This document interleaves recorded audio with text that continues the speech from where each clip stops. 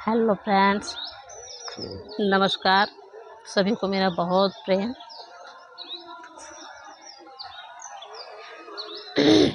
जब हमारा क्राउन चक्र एडवांस लेवल पे होता है तो हमारे साथ दो चीज़ें हो रही है। मेरे साथ दो चीज़ें हो रही है। पहला जो है ऑटोमेटिक जाप, और दूसरा जो है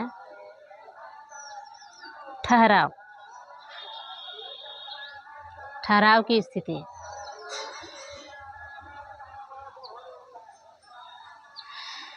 जब कुंडलिनी एक्टिवेट हो जाने के बाद वी नो वेरी वेल, जो गर्दन है वो घूमता रहता है। उसका मेन कारण है नाड़ी का शुद्धिकरण। जितनी भी हमारी 72,000 नाड़ियाँ हैं, नसें हैं, उनका शुद्धिकरण होता है, जिसके कारण जो है सर गोल गोल घूमना, कंपन, सर दर्द, इस सारी तरह की प्रॉब्लम्स होती है। लेकिन जो ही एडवांस लेवल पे जब हम आने लग जाते हैं, क्योंकि क्राउन चक्र जो है ना वो ब्रह्म का स्वरूप है, स्वयं ब्रह्मा में लीन करवाने वाले, स्वयं शिव बन जाना। तो ये शुरुआती क्षण में नहीं होता है। जब ये एक्टिवेट होता है तो मान लीजिए कि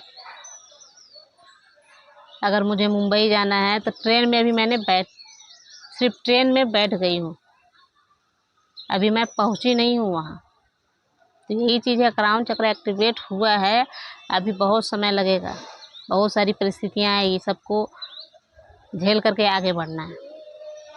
और एक बार क्राउन चक्र एक्टिवेट हो गया, एक बार कुंडलिनी एक्टिवेट हो गया, फिर रिटर्न का सवाल ही नहीं है। कितना भी कुछ हो जाए, कोई भी कुछ कर ले, मेनका क्यों नहीं आ जाए, है ना, सुंदरी क्यों नहीं आ जाए, आपका तपस्या भंग होने वाला नहीं है। क्योंकि ये समय ऐसा होता है ना कि यहाँ से रिटर्न हो पाना बहुत ही मुश्किल है।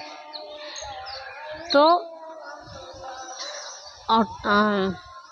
जब ये एडवांस लेवल पे आ जाती है ना, तो ऑटोमेटिक जाप, ऐसे अगर नॉर्मल वे में लोग एक जाप विधि अपनाए हैं, एक ध्यान विधि अपनाए हैं, बहुत सारी विधियां हैं, तो उसमें एक जाप विधि भी है। बहुत सारे लोग जाप का सहारा लिए हुए हैं। तो जब एडवांस लेवल पे आ जाती है ना, तो ऑटोमेटिक जाप, अभी मेरे साथ कुछ दिनों से ऑटोमेटिक जाप, मैंने कभी जाप नहीं किया है, कभी भी नहीं, लेकिन ऑटोमेटिक अंदर से कंठ से अपने आप जाप निकलता है। वो किसका जाप है? शिव का, शिव जी का जाप। और वो इतनी गति से, इतनी तेज गति से निकलता है कि नॉर्मल वे में आप अगर चाहें तो वो उतनी स्पीड से आप नहीं बोल सकते हैं। जितनी स्पीड ध्यान में जब बैठी हुई रहती हूँ, जितनी स्पीड उस समय हो जाता है, उतना स्पीड से आप नहीं बोल पाइएगा। तो ऑटोमेटिक जाप, और ये बहुत दिनों से हो रहा है मेरे साथ। ऑटोमेटिक ओम नमः शिवाय, ओम नमः शिवाय, ओम नमः शिवाय, ये मुंह जो है ना अपने आप चलने लग जाता है।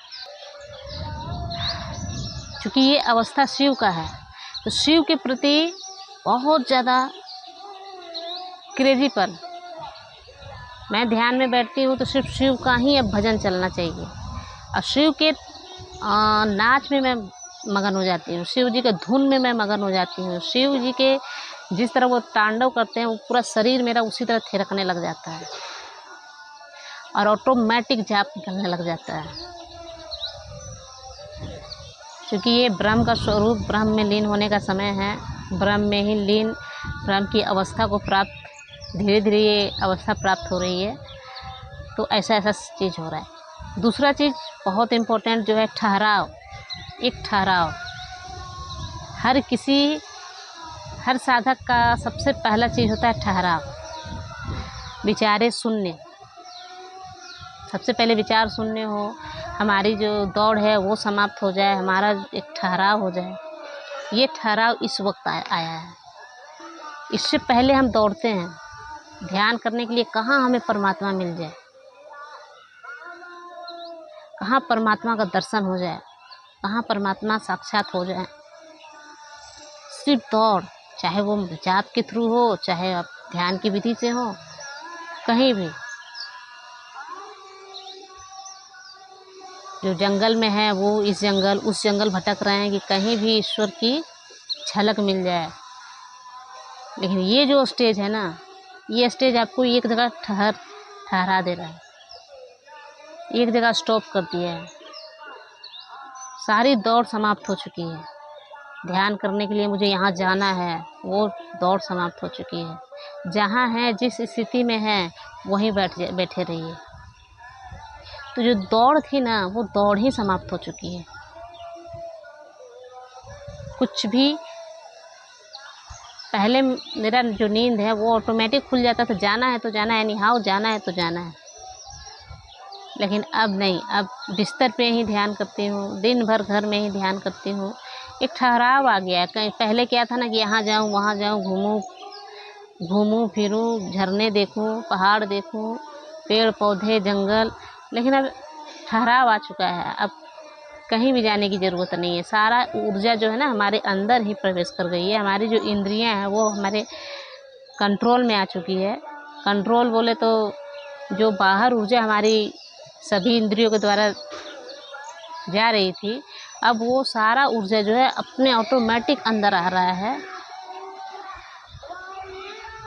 और स्वयं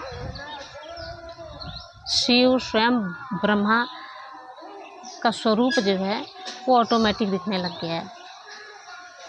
और एक बात और है, जो हमारा ऑरा है, जो हमारा आभा मंडल है, वो भी बनने लग गया है।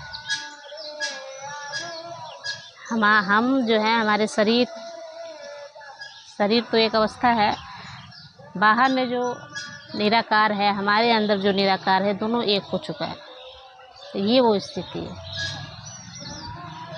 तो नमस्कार मेरा, और सभी को मेरा बहुत बहुत